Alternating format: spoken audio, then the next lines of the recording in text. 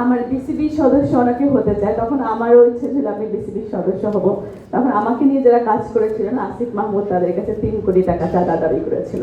আমাদের এই যে তাজা রক্ত, এত আত্মত্যাগের বিনিময়ে একটা গোষ্ঠী যারা রাজনৈতিক দল গঠন করেছেন, তো রাজনৈতিক দল গঠন করে তারা ইন্টারিম সরকারের আমলে তারা ক্ষমতায় গিয়েছে এবং উপদেষ্টা পদ দখল করেছে, পদ নিয়েছে এবং তারা ক্ষমতার একটা স্বাদ পেয়ে গেছে।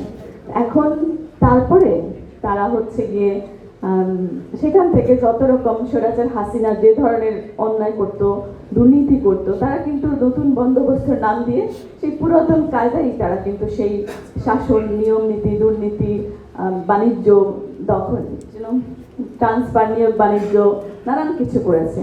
আমার বিসিবির সদস্য অনেকে হতে চায়, তখন আমারও ইচ্ছে ছিল আমি বিসিবির সদস্য হব। তখন আমাকে নিয়ে যারা কাজ করেছিলেন আসিফ মাহমুদ তাদের কাছে 3 কোটি টাকা চাঁদা দাবি করেছিল। এই ছিল তাদের অবস্থা। জুলাই যোদ্ধাদের যারা একটা বৈষম্য মানবিক বাংলাদেশ গড়ার জন্য সংগ্রাম করেছে, তারা এসেই কিন্তু সেই বৈষম্যটা শুরু করেছিলেন। তো এই যে আমাদের রবীন্দ্রনাথ বলেছিল যে একটা নরমাংসের স্বাদ যারা পায় তারা হচ্ছে সেই বাঘ, যে কোনো মূল্যে মানুষের টাকা পেলে তারা হিংস্র হয়ে ওঠে সে মানুষকে, কোনো দ্বিধা সংখ্যা দূর করে মানুষকে আক্রমণ করার জন্য।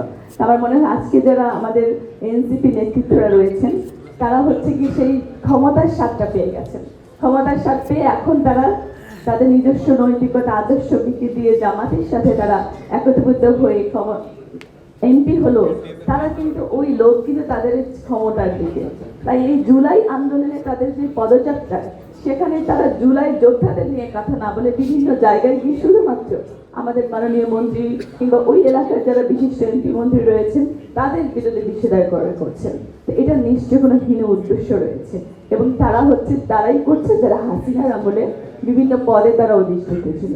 তো হাসিনার কিন্তু প্রতিচ্ছায়া তাদের ভিতরে আছে এবং তাদের সেই লোক রাজনীতিতে যে দুর্নীতি সেগুলো কিন্তু তারা ধারণ করছে।